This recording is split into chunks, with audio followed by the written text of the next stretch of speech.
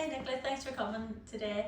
Lovely to have you back in the unit to see us again. Thank And you. as we know, in October it's Breast Cancer Awareness Month, so it'd be great if you could tell people about your experience of of your breast cancer journey and your time coming to the unit. So Nicola, if you don't mind telling everyone, how did you access the symptomatic breast clinic?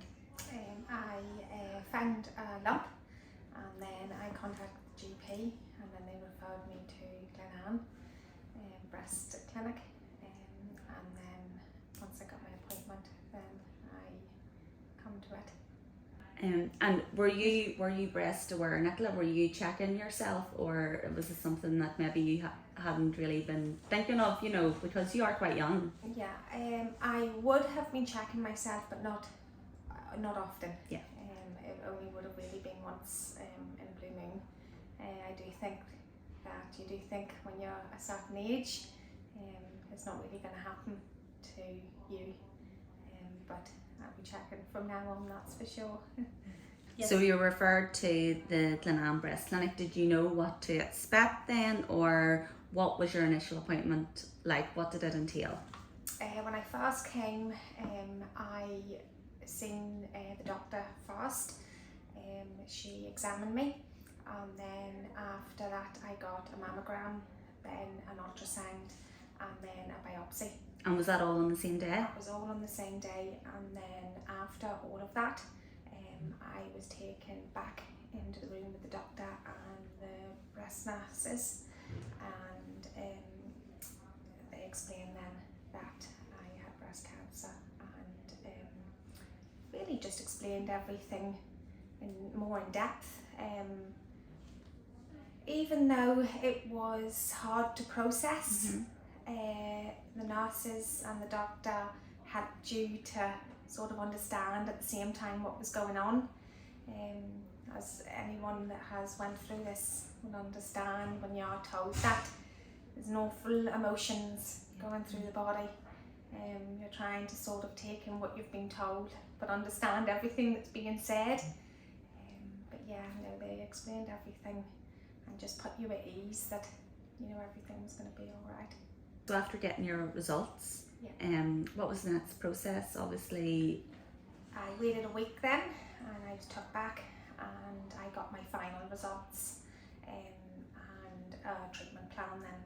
So after being informed of all it gave more a plan in place then, you know exactly what's going to happen treatment wise, and then in about another week and treatment started then.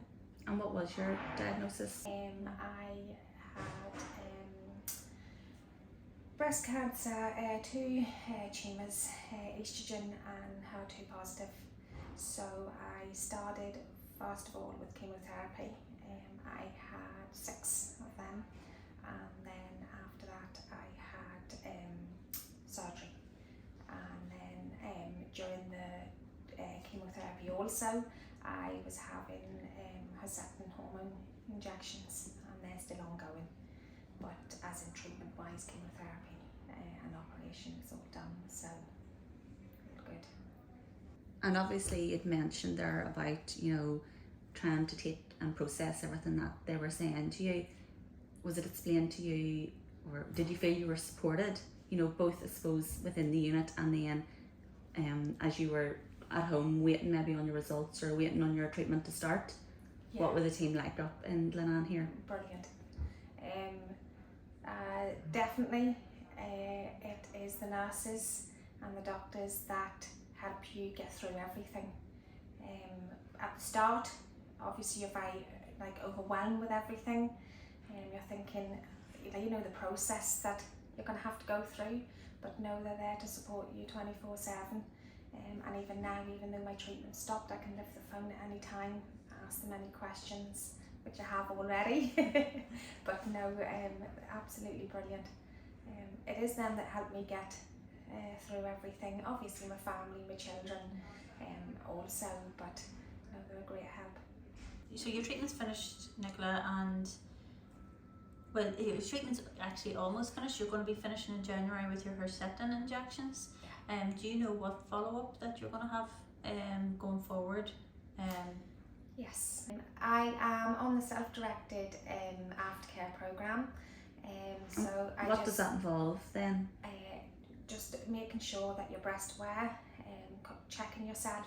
So if I have any concerns, I can contact the breast nurses and they will arrange an appointment for me to go and see them. I think, isn't it now your mammogram, you'll get one every year for the next 5 years Yeah, after that's your correct. diagnosis? Yeah. And I suppose we're trying to highlight, Nicola, about being breast aware. Is it something now that you're shouting from the rooftops to family and friends and people you know that maybe weren't checking as often? Definitely.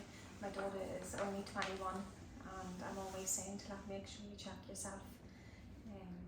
You're better off being safe than sorry. As if you're checking yourself and find a lump, well, if you've been checking yourself regular, you know that it's only there a short period of time, or if you're not checking yourself for months or even going into a year, once you find that lump, you're not sure then, you know, how long it's been there, where if you're checking monthly, regularly, you'll know that it is a newish lump then. Yeah, so definitely check. I think what happens is people have like a barrier where it's like, I'm not checking, it's like a fear. In case Because they find if something. I find something, I don't want to be there. But what happens then if you are doing that? If you find a lump and you haven't been checking and you've checked maybe in January and then not checked till next March and you find a lump, well, like you could be sitting where you need severe treatment or, God forgive me, it's not treatable. Yeah, But if no, you were yeah. checking monthly, You would know that's only there in the past Yeah. 4 weeks. yeah. Yeah.